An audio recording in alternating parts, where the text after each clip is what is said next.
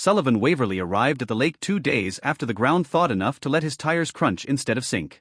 Early spring in northern Montana was never gentle. The water still wore a skin of mist in the mornings, and the pines along the shoreline stood dark and watchful, as if winter hadn't fully released them yet. He parked beside the old cabin and sat for a moment with the engine off, listening to the silence he remembered too well. It was the same silence his mother had described in her letters during the last year of her life, a silence that felt peaceful until it didn't, until it pressed in and reminded you how alone you were. The cabin hadn't changed much. The roof still sagged slightly on the east side where his father had promised, for years, to fix it. The porch railing leaned outward, weathered smooth by decades of hands resting on it.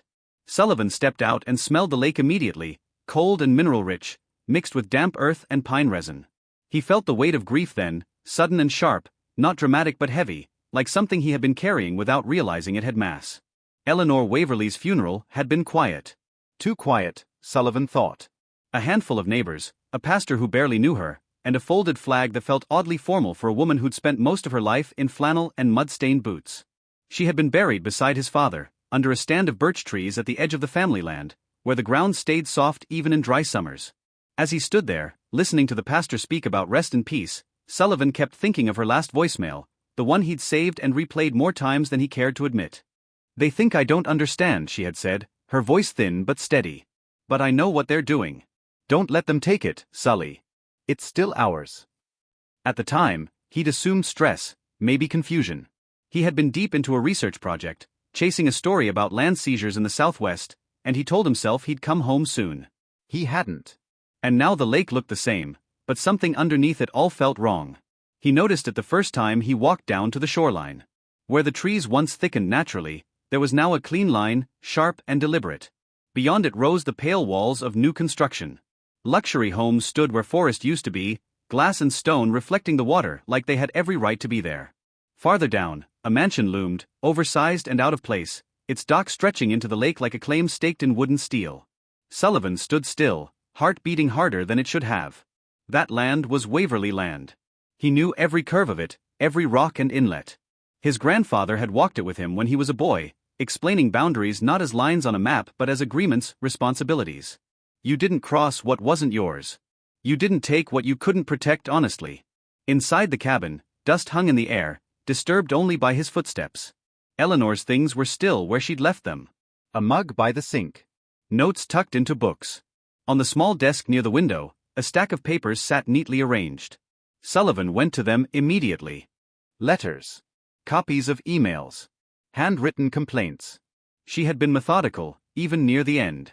One letter, addressed to the county recorder, stated clearly that she had never sold any portion of her property, that any claim otherwise was false. Another, unsent, was addressed to someone named Prudence Fairmont, demanding proof of authority and accusing Lakeside Meadows HOA of intimidation. Sullivan exhaled slowly. This wasn't confusion. This was a fight she'd been fighting alone. By nightfall, he had set up his laptop on the old kitchen table and begun what he always did when something felt wrong. He documented. He scanned Eleanor's papers, photographed the view from the cabin window, walked the boundary lines with his phone's GPS running. As a writer and investigator, he'd learned that emotion could motivate, but only evidence could win. The next morning, he pulled county records. The result made his stomach drop. A deed from 2019 showed 12 acres transferred from Eleanor Waverly to Lakeside Development LLC. The land description matched the area now occupied by the new homes and the mansion. He stared at the screen, anger building, but his mind stayed oddly clear. He downloaded everything. Deeds, plats, transaction historias. Then he opened Eleanor's letters again. Her handwriting was firm, unmistakable. She'd been right. Sullivan emailed a property lawyer he trusted, one who specialized in land fraud, and attached everything. Then he drafted a formal message to the Lakeside Meadows HOA, requesting all documentation related to the alleged sale. The tone was polite, professional, and unyielding. He'd learned long ago that predators often mistook courtesy for weakness. They replied within hours, inviting him to visit their office. The HOA building sat just outside town, modern and carefully styled.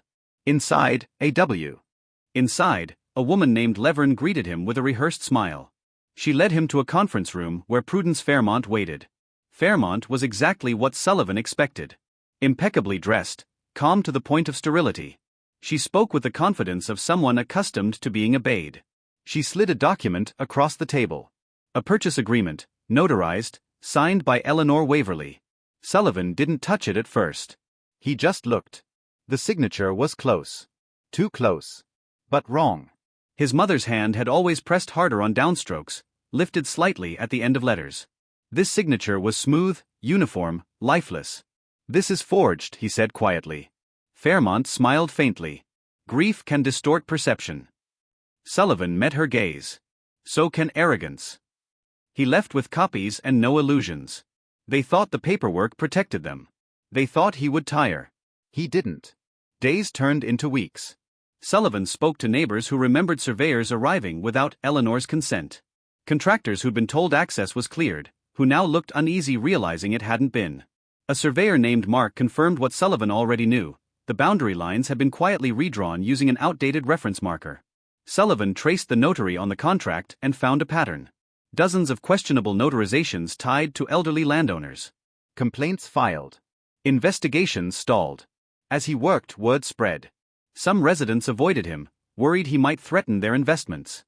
Others listened. Slowly, perception shifted. This wasn't a bitter son chasing ghosts. This was a documented theft. The legal process was brutal. Depositions. Delays. Attempts to exhaust him financially. But Sullivan persisted, fueled by something deeper than anger. This was restoration.